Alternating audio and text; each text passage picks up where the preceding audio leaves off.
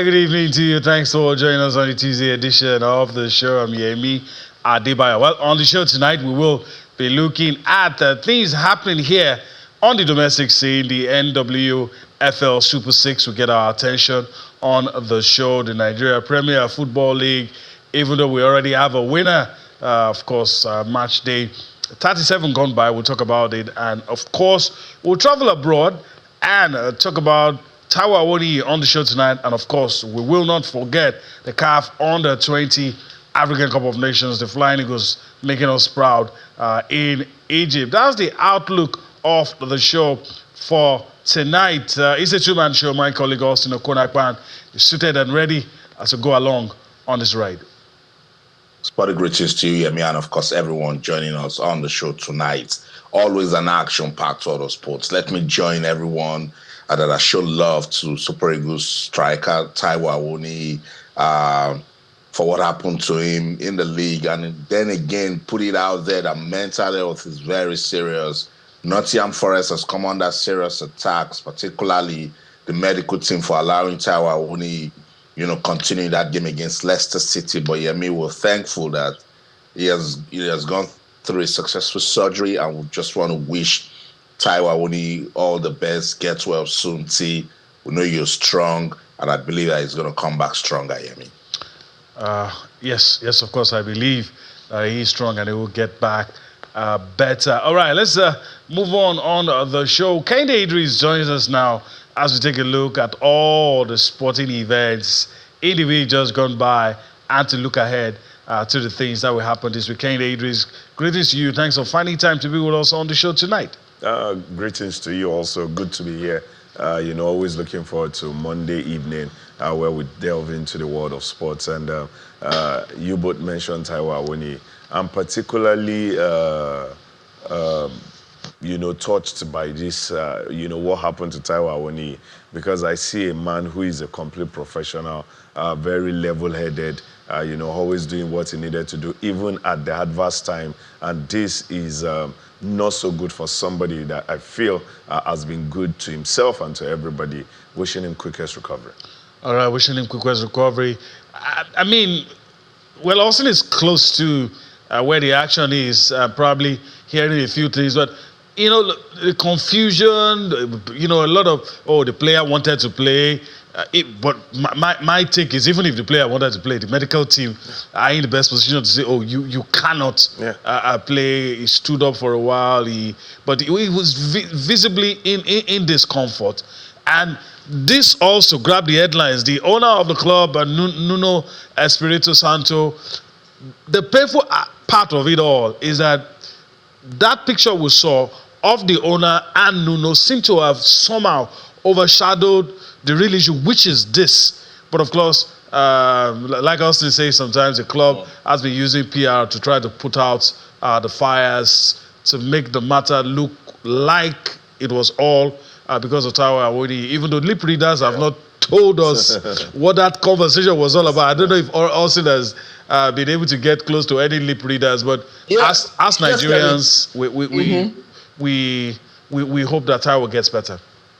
Yeah, what Evangelos was just trying to do in this picture with Nuno, according to the press statement released by Nottingham Forest, is just to show concern. He's the club owner, and seriously, they love Awoniyi. I remember when I watched the game between Nottingham Forest and Wolverhampton Wanderers. I think it was last year, the early start of the season. It ended 1-1. I spoke to some Forest fans, and they told me how much love they have for the Nigerian striker, So the club owner went there and asked Nuno, what's the problem? What happened? Why did he play on, And as you said, the media, those sort of things will generate traction, and some person stayed with that. And Nottingham Forest is saying, no, this is not what we're trying to talk about. We're saying that this club owner respects players' welfare, wants to look after players, and because of the love they have for Awoniyi, they needed to be sure that he was doing just fine. But don't forget that Awoniyi required about 3 to 5 minutes of treatment when this thing happened, but it could not be substituted. For Nottingham Forest to put that out there because they had used their last available switch to replace Elliot Anderson with Jota Silva. So that was the confusion that was around. But the big question now, particularly with mental health joining the conversation, Yemi, is they are questioning the medical team. Why did he go on? Maybe Taiwo wanted to, but sometimes after doing your assessment, you need to let the player go off. Say, look, your health matters, But we just thank God he has gone through a very urgent, quick one surgery. His abdominal injury, and then we're just waiting for Nottingham Forest to put out a proper statement. But yes, the update is that it's been successful. Nottingham Forest has clapped back on persons who were jumping on that confrontation Evangelos, the owner of the club, had with Nuno Espirito Santos. Look, somebody must show leadership. That was lacking in the way everything that happened on Sunday against Leicester City happened. So they needed to get that out of the way. That's Taiwo Awoniyi. We know he's a strong guy. And as I said earlier, I believe that he's going to come back stronger. I just want to, bug him at this time. I've sent him a message. I'll try to give him a call about next week. And then at that time, I can be able to bring you authoritative details as regards how he's recovering, Yemi. All right. Thank you for all of that update. Kehinde Idris, two aspects. Austin has touched upon it, but I want to get your thoughts. Some conspiracy theorists. Yeah. And I find it hard to believe, but it's out there. Some conspiracy theorists feel that the owner of the club, in his mind, looks at the Champions League spot slipping away. Yeah. And the story is that is why he's angry. Yeah. Those who are questioning the medical staff, there was this long debate. I mean, that's why this concussion sub came into. Exactly. That the Premier League don't trust medical staff to be dispassionate and put the health of the players in front ahead of the interest of the club. Of the club, yes. And that was an ongoing debate. But here is the issue at the center of it all. They claim the player signaled that, look, I think I can. And a change was made that a lot of people felt, okay, why not just take this guy out at that time? And another change was made. So herein lies all the confusion. So try to unpack all of this. Yeah. There's enough blame to go around. Yeah, there is enough blame. First thing first, Nottingham are not in a good place. For about 75% of the time, this season, they look like they are destined to take one of the Champions League slots. But in the last, say, 6, 7, 8 games, it's like Chinua Achebe's things fall apart. Everything is falling apart, and it's a worry. And everybody should be worried. Fans, lovers of the club, the owner, the players, the coaching crew, and all of that. Then, in this case, nobody can come up with, this was the actual discussion. That happened. And actually, it can be the entire discussion. What's up with this guy? Why is this? And then, what's happening? Another game is slipping off, was slipping off this, and all of that. So it's a complete kettle of fish.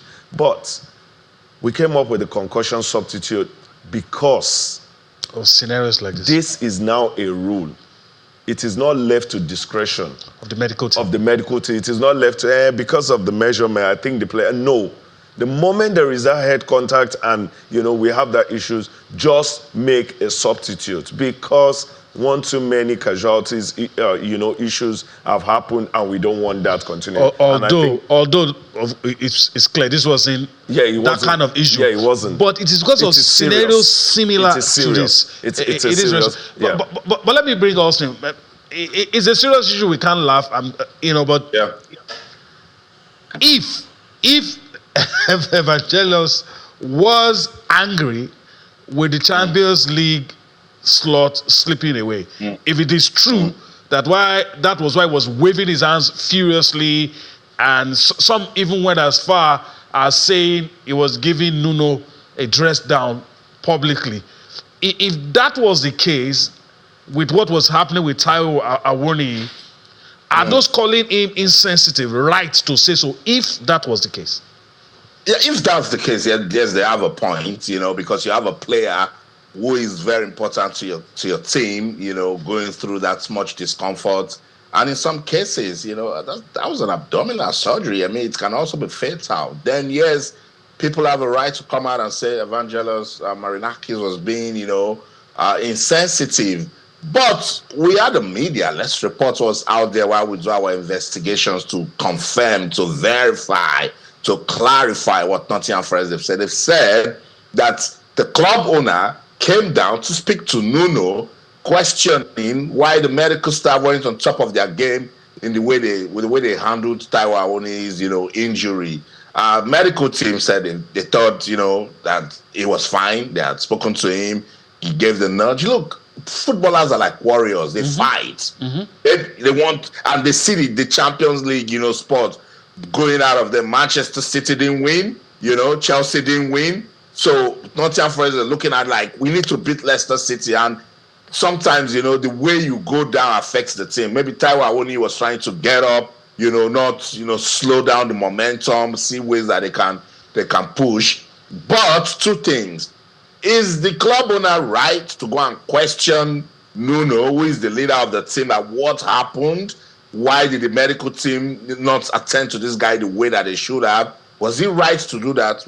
Absolutely. And I agree, unless people will bring out the proper clear audio of Evangelos saying to Nuno, this is the Champions League slot, we are missing out of it, and all of that talks that is out there in the media, then we can come out and say, oh, what you did was wrong. But if we go by their statement that the club owner went down there to say, look, this is a proper medical issue, we had a big problem in our hands. If anything had gone wrong with Taiwo Awoniyi, but will anyone be talking about the Champions League and what he went to say? There you go. You see, so you can tell that some persons are actually looking for social media attractions, which is what I've always been preaching, that people should be responsible with what they put out there. Even if there's proper evidence that he went to meet Nuno to question about their Champions League ambitions, and Taiwo Awoniyi is in the state that he is, then everybody should be responsible and just respect the player, his family, and even the club, which is what Nottingham Forest seem to be saying. But I mean, it is what it is now. We are in this age where everybody want to lead the conversation, and it's as simple as picking up their phone, boom, put it out there, and they lead. All right. I guess we should leave it at that. And in all honesty, the man whom the media seems to be fighting for is even in support of the owner and saying, look, nothing like you guys are saying happened. This is just a passionate lover of football and all that and all that. It was just a moment. It was just a moment. Those were his words. It was just a moment and nothing to see here. According to Nuno. Don't take it out of so much context. Until lip readers are able to bring out evidence, I guess our verdict is let's move on. So we're moving on the show. All the best to Taiwo Awoniyi, by the way. Quickest recovery. We need him here, and of course his family needs him more and all that. So I hope he'll be back to football very soon. All right, CAF Under-20 is our next port of call. We'll do that a few minutes before we go on break. But I have to say this. I want to yield to Austin quickly before I go across the screen. This team maybe has not shown as much flair as I want, but when it comes to grit, you have to give them that. They know how to fight back. They know how to stay in the moment, and that's why they've been able to grab the ticket. I don't know if Austin agrees with me, but that's my assessment so far after 4 matches. You give it to them that yes, you see some fights in there. I see some level of hunger also, but I've not been able to see the sort of football that we are known for at that level in the, let's say, if you want to go back as 8 to 10 years ago. No, we haven't gotten there yet. We're still playing for qualifications. We're still playing to win trophies, 7-time Under-20 champions. Can we go on to win the 8th? Oh, we've qualified for the World Cup. But put that side by side with teams that are actually developing. And that's why I asked a very simple, very honest question. I mean, are you surprised South Africa made it? No. Maybe not. Are you surprised Egypt is in that mix? No. You shouldn't be. Are you surprised Morocco At all. is there? At all. No. You see, so some countries are actually using this to do long-term planning. They are building. They are using it to cross the T's, dot the I's, try and look at it and say, okay, we are at this stage of our football now. Can we identify 3, 4, 5 players and see ways that they can, make progression with national team football? But you cannot take away the fact that with Nigerians, we always say that is the Niger spirit, it's the can-do spirit, it's our ability to push, to fight, to represent the motherland with pride and glory. But you see all of these things I've mentioned, by the time you add it with productive leadership, then you're a champion. Of course. Yes, I agree 100%. Let me go across, just quickly take out the results and everything before we go on break. So I'm just going across now. And Kehinde Idris, Yeah. I mean, a lot of... I watched some of these matches with my kids. Probably weren't too impressed with the play. But every Nigerian celebrates when we win. That's just what I've said. Even kids celebrate when we win, and that's the most important thing. But let's just quickly take a look at the results. Quarterfinal results. I mean, Austin didn't mention Senegal, and I will still mention them even though they are out. Yeah. They are doing the right Very things. developmental. And he had to take penalties, Yes. which could have gone either way. And some will tell you in regulation time, they probably had the better chances, Yeah. it must be said. Yeah. So they're out. But of course, they lost on penalties. Very, very cruel way to exit the tournament. Morocco defeated 2 alone, but a lone goal. Ghana and Egypt, of course, the lottery off penalty kicks. The Egyptians are true. So there you have it now. Nigeria up against South Africa, Morocco up against Egypt. So that's the semi-final fixture. Yeah. The good part is that whatever happens, we have qualified. So this team will play a major tournament. Yeah. And of course, there's always a shop window for the young guys. In 30 seconds before we go on the break, Kehinde Idris, your assessment of this team so far. Yeah, what you said is absolutely correct. Nothing really special. It's no sparks, those, you watch a team and despite win or loss, you just fall in love with the team. Whether, they get a good margin of goals or short margin, you just want to watch them. This team have not got that. But I think they know what tournaments like this needs. Tournament teams just know how to grind out results. Because at the end of the day, it is not the most flairful or best playing team that is being remembered. It's the team that goes home with the trophy or like qualification of the World Cup. And I think that's what this team with Zubar, the coach, is trying to grind out. But like we've said time and time again, are we also helping for it to have a transition, for this team to be a team that we'll be talking about? Okay, let's ask the big question. Yes. Austin will answer. I would say, I won't sit on the fence this time. You've seen 4 matches. Yeah. Have you been able to see any player that you could say straight away, this one should be, unlike previous under-20 tournaments, even at this stage, you could see 1 or 2 players and say, this one. I like Bami, that's all. So that's all you're going to say. That's all you're going to say. All right. Let's leave it at that. We'll still talk some more about the Flying Eagles of Nigeria. But now we need to go on a break. But let's quickly let our viewers know that when we return from that break, on our DSTV platform, you will be on to Inside the Niger Delta with Mamunde Akuga. But on all our other platforms, many of them, online and others, you will be on to Sports Tonight, where we will be talking about the CAF Under-20 AFCON, the NWFL Super 6. Other things happening in football. Probably still piggyback to the Taiwo Awoniyi issue and talk about all of that. So we'll go on a break right about now. We'll return for more on Sports Tonight.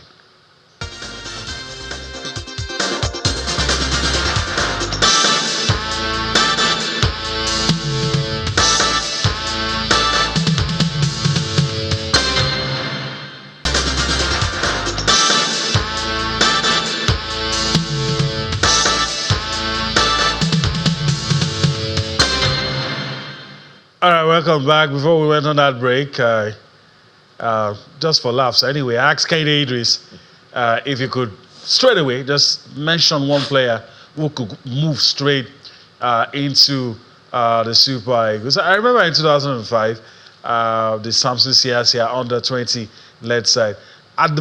Even from the first game, you could see. I mean, Tai Taiwo was already playing for Lobby Stars. We all knew him, so it was not a matter of if, it was a matter of when. So it was clear.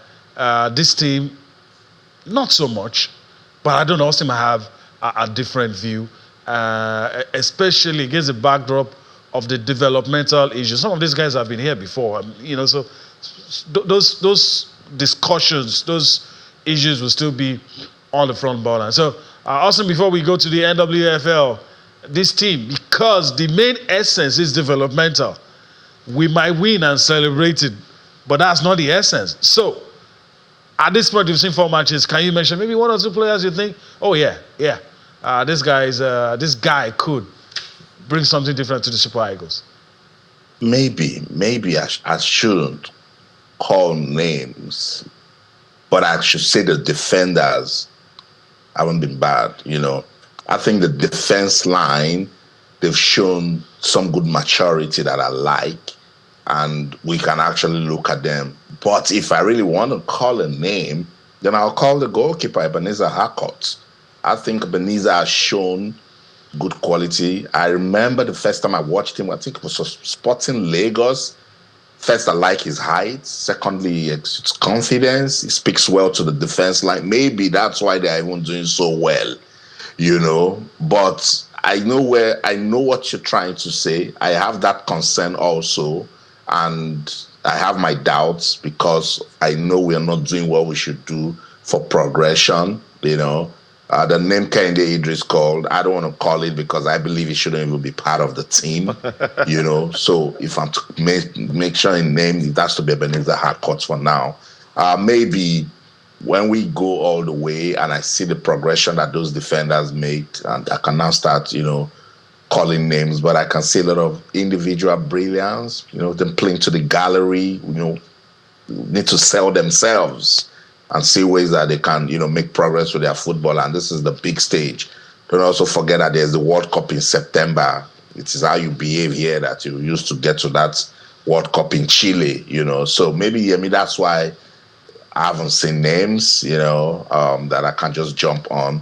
But hey, this is the semis and we're going to be playing South Africa. So maybe names will pop up. We'll see. All right. Maybe names will pop up. We'll see what happens. I mean, just cast your mind back to Tunisia 94.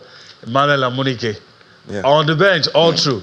But comes in the final, scores 2 matches, and after the Nations Cup, he goes to the World Cup, plays all the matches. So becomes a household name. Yeah, so things can change in football pretty fast. So I agree with Austin on that one. So let's move on, and we'll talk about the ladies. We spent a large chunk of time talking about the ladies, so you know that there's no disparity here on the show. I'll go across in a bit, but Kehinde Idris, Super 6, 3 matches for all the teams across board. Are you beginning to have an idea who it might be at the end of the day? I think it's looking like that, although still very much tight. Nasarawa Amazons, Bayelsa United, Bayelsa Queens, Remo Stars ladies, I think they are doing something amazing. But this is where I take the Super 6 story from. Firstly, is the fact that all 6 teams have to be good. I said that before we got to the Super 6. And trust me, it's been amazing. Everybody has turned up the style. Yes, some teams will look like they are less, at that level of the other teams, but not like they are not good compared to other teams who didn't make the Super 6. Because at the end of the day, any of this team, one of these teams will represent us on the continent because the winner will come from this. And so I'm seeing some level of football super tight. And you should ask a team like Rivers Angels. Rivers Angels at this level, ride over teams easily. They found it very tough. They need to fight tooth and nail. So Nasser Amazons, I mentioned, Bayelsa Queens, Remo Stars ladies. I think these are teams who are already showing signs. And maybe match day 4 will get us even clearer. But I love the weight is, pretty close. Probably by match day 4, we'll still be talking about it's not clear up until match day 6, and that's the hallmark, that's the beauty. All right. We're going to see the results day 1 to day 2, day 3.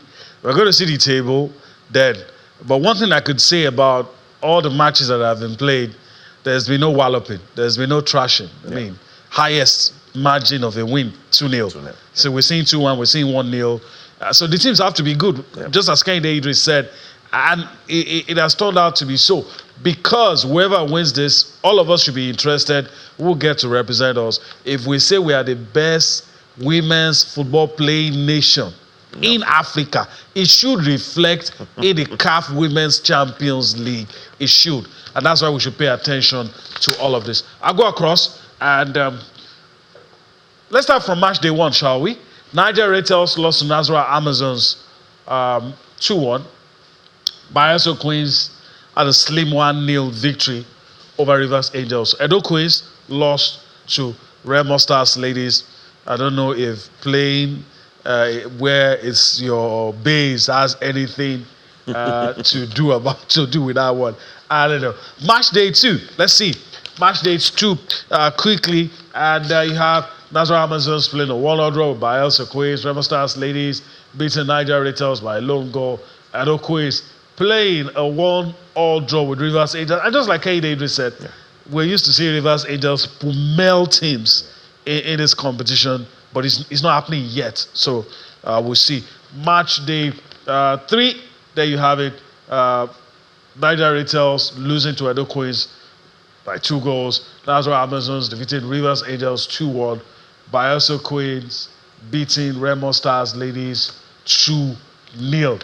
All right. Now let's see the table. That's what Kehinde Idris is trying to reference. And he's been very careful not to say who is going to win. But there you have it. It tells the story.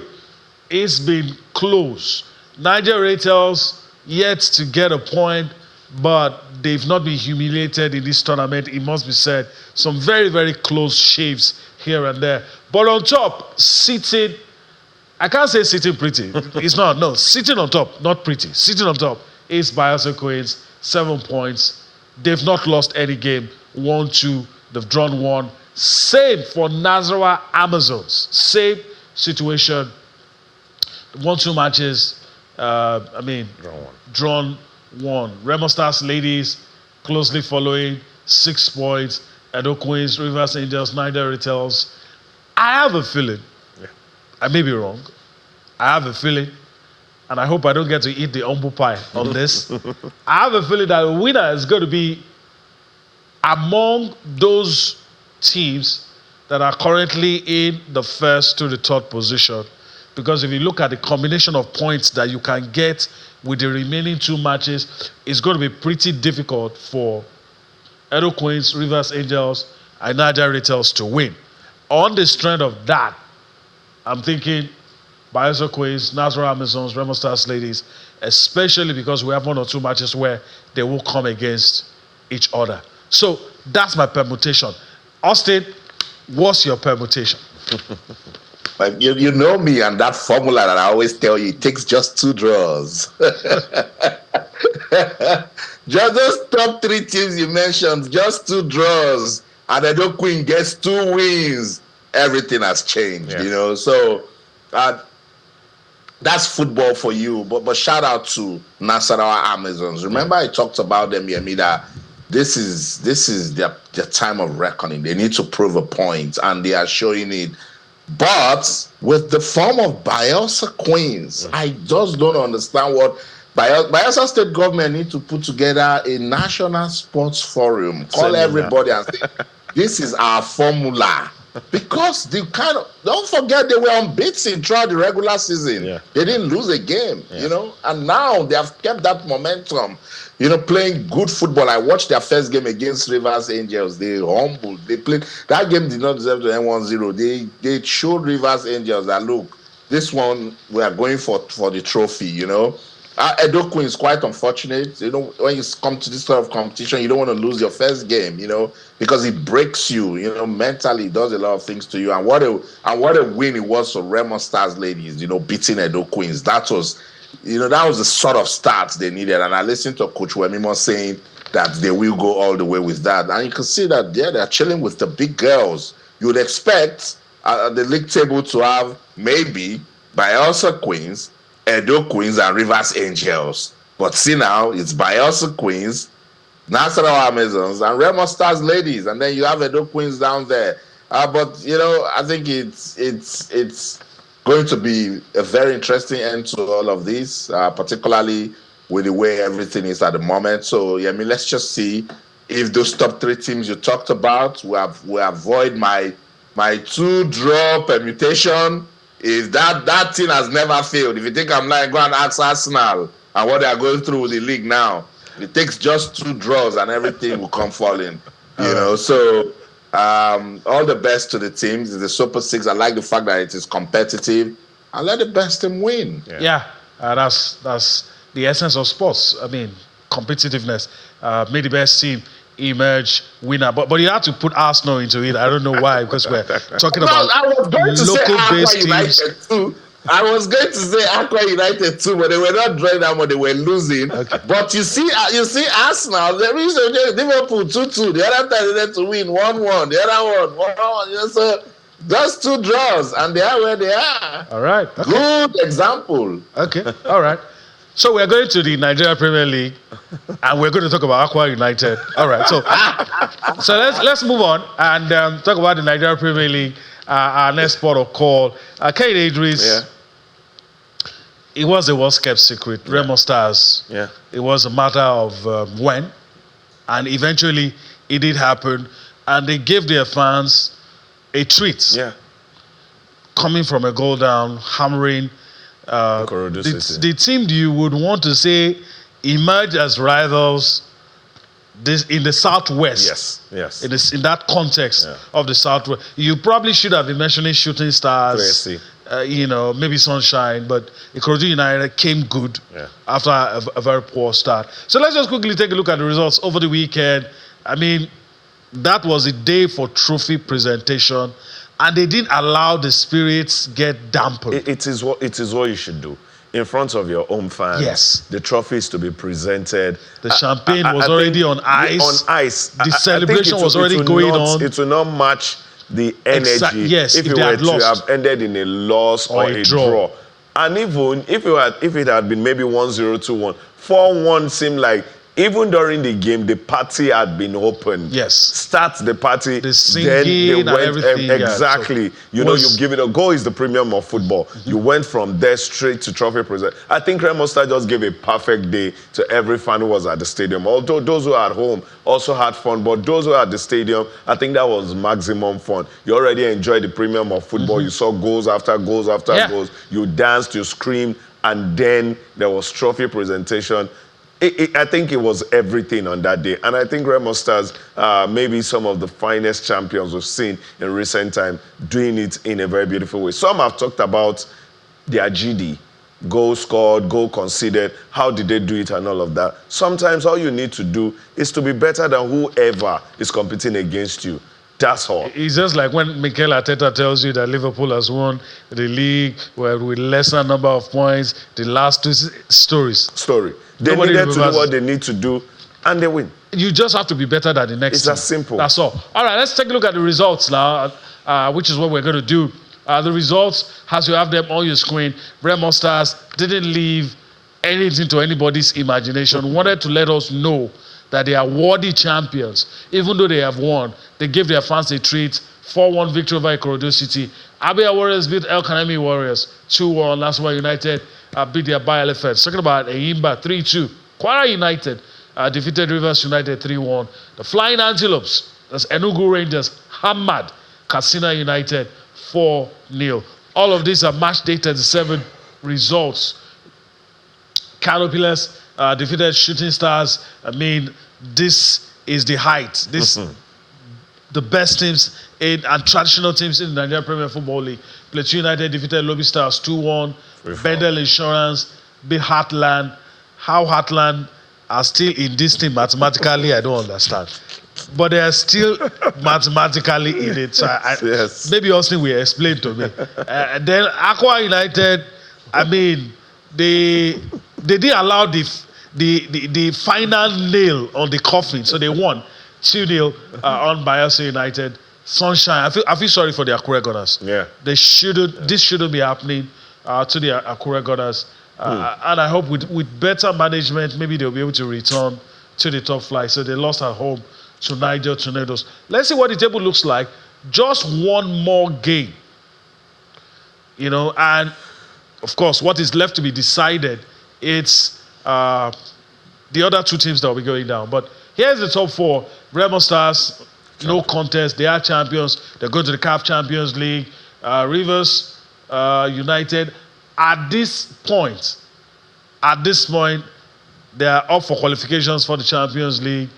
Abia Warriors, at this point, not at this point. I mean, it is done. It is done because nothing Ikorodu City can do that will change this. But maybe between Rivers United and Abia Warriors, maybe they could substitute. They could be a swap. Yep. Anything could happen in between. But you could take it for granted that both teams have qualified for something. Yeah. What they have qualified for might just change. But they have qualified to be all the continent. Yeah. We may not just season, yes. The last day may give us some drama. Bottom four is where we want to look at right now, and you will see the teams whose fate has already been sealed. So let's look at the bottom four right about now. Heartland, Akwa United, Sunshine Stars, and Lobby. I mean, a while back, everything done and dusted. Sunshine Stars, I just can't understand what happened to them. So we have Heartland and Akwa United. Objectively, do you think one of these two teams or these two teams can survive? I strongly doubt. Maybe a bit of, trying to find something inside of me, probably my heart, not my head, for Heartland. But for Akwa United, I'm not seeing it. Akwa United are self-destruct button a lot of times for me to not even have any form of trust. In fact, on final match day, if it is served on a platter, Akwa United can still do themselves a world of no good.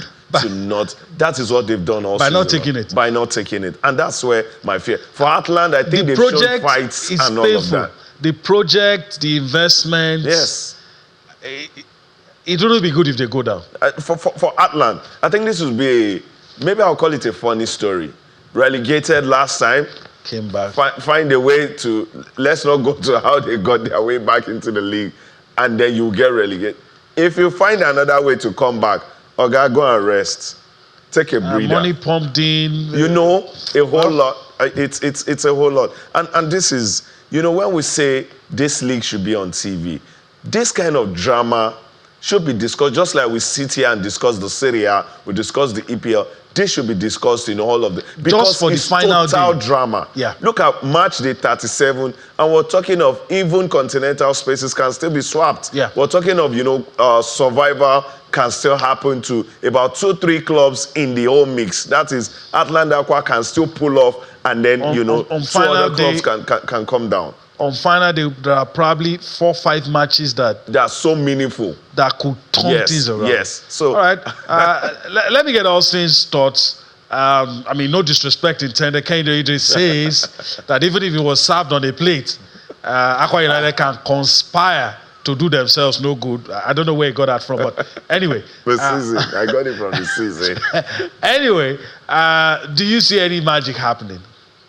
Nah, not magic. If they win, they will be on, I think, 47 points. And if you check, I think Niger Tornadoes are on 48 now. So Katsina United, I know, is on 47. El Kanemi Warriors 46. So they're almost down and out. If you look at Heartland, you asked why are they still standing? If you check the number of games Akwa United have lost compared to that of Heartland, Akwa United have lost 17 matches this season. Akwa United, Heartland have lost just 14. So you see those draws here and there. on the long run helped Heartland compared to Aqua United. I think it was match day 32 or 33 in Uyo when they played that 1-1 with El Academy Warriors, and I was like, no, now this is it.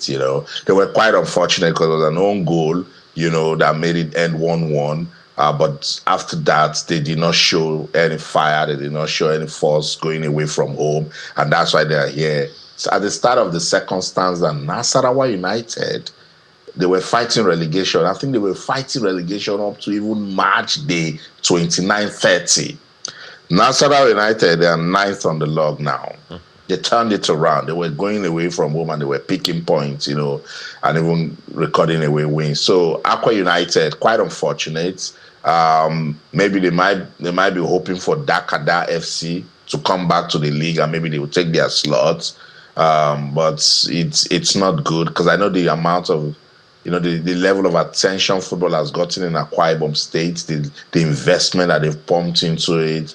I know this will hurt Elder Paul Bassi a lot. They have arguably the best playing ground in the league. Somebody will be, pitching to, adopt that stadium now if Aqua United gets to relegate. But it is what it is. Either Aqua United or Heartland, one of them must relegate, or if football wants to change it, either Katsina United or El Academy will drop, but it's going to be very, very hard. So that's the story, and unfortunately, it is what it is. It is what it is. I mean, there's nothing to add, but can you do this as we go? Yeah.